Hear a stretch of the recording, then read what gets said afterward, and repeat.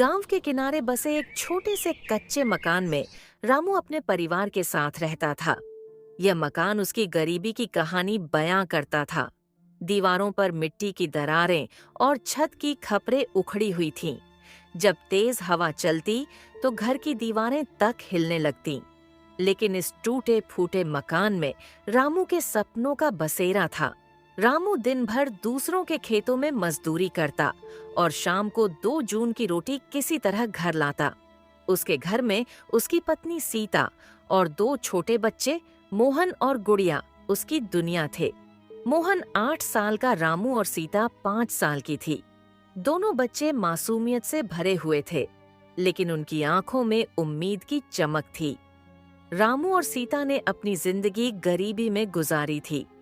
उन्हें उम्मीद थी कि उनके बच्चे पढ़ लिख कर बेहतर जीवन जिएंगे, लेकिन इस उम्मीद को पूरा करने के लिए पैसे चाहिए थे और रामू के पास सिर्फ मेहनत और ईमानदारी थी। दिसंबर का महीना था। सर्दी की ठंडी हवा गांव के हर कोने में फैल चुकी थी। लोग नए साल की तैयारियों में जुट गए थे। गांव के अमीर लोग शहर जाकर मिठाई, पटाखे और नए कपड़े खरीदकर लौट रहे थे। रामू के घर में माहौल अलग था। रात को जब सब खाना खा रहे थे तो मोहन ने अचानक कहा, बाबा, इस बार नया साल हम कैसे मनाएंगे? रामू ने मुस्कुराते हुए कहा, हम अपने तरीके से मनाएंगे। मोहन ने अपनी मांग रखी। बाबा, मुझे नया कपड़ा चाहिए। स्कूल के बच्चे मेरा मजाक उड़ाते हैं। गुड़िया ने भी कहा, मुझे मिठाई चाहिए। बाजार में जो रंग बिरंगी मिठाई है वही। रामू बच्चों की बातें सुनकर चुप हो गया।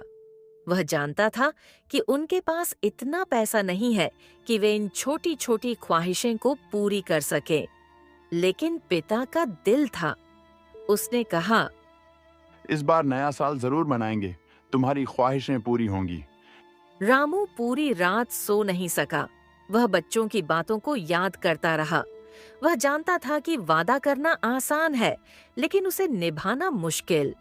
अगले दिन वह हरिया के पास गया। हरिया गांव में सबसे समझदार आदमी था। वह पढ़ा लिखा था और लोगों की मदद करता था। हरिया ने रामू को एक बात बताई। शहर में नए साल पर एक प्रतियोगिता हो रही है। वहां सबसे अच्छी कहानी सुनाने वाले को 5,000 रुपए का इनाम मिलेगा। तुम भी अपनी कहानी सुनाओ। तुम्हारी जिंदगी खुद एक कहानी है। रामू को यह बात समझ में आई। उसने कहा, हरिया ने उसे भरोसा दिलाया, तुम्हारी बात दिल से निकलेगी, वही सबसे बड़ी बात है। मैं तुम्हारी मदद करूंगा। रामू ने अगले कुछ दिनों तक कड़ी मेहनत की। उसने ज्यादा से ज्यादा मजदूरी की और कुछ पैसे बचाए। शहर जाना आसान नहीं था। उसे बस का किराया चाहिए था, खाने पीने का इंतजाम चाहिए था। जब दिन आया तो रामू ने एक पोटली में अपने बचाए हुए पैसे और एक जोड़ी कपड़े रखे। बच्चों ने खुशी खुशी अपने पिता को विदा किया। वे जानते थे कि उनका बाबा उनके लिए कुछ खास करने जा रहा है। रामू बस से शहर जा रहा था। रास्ते में वह अपने सपनों में खो गया। उसे लग रहा था कि अगर वह प्रतियोगिता जीत गया तो बच्चों की सारी ख्वाहिशें पूरी हो जाएंगी। लेकिन किस्मत को कुछ और ही मंजूर था। जब बस एक ढाबे पर रुकी तो रामू उतरा और थोड़ी देर के लिए आराम करने लगा। इस बीच किसी ने उसकी पोटली चुरा ली। उसमें उसके सारे पैसे थे।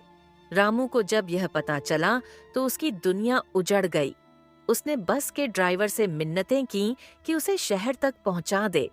ड्राइवर ने उसकी हालत देखकर उसे बैठने दिया। शहर में चारों ओर रोशनी थी। लोग खुश थे, बाजार सजे हुए थे, लेकिन रामू के पास न पैसे थे और न कोई सहारा। उसने एक मंदिर के बाहर रात बिताई। अगले दिन प्रतियोगिता का समय था। रामू भूखा था, लेकिन उसके दिल में बच्चों के सपनों को पूरा करने का जुनून था।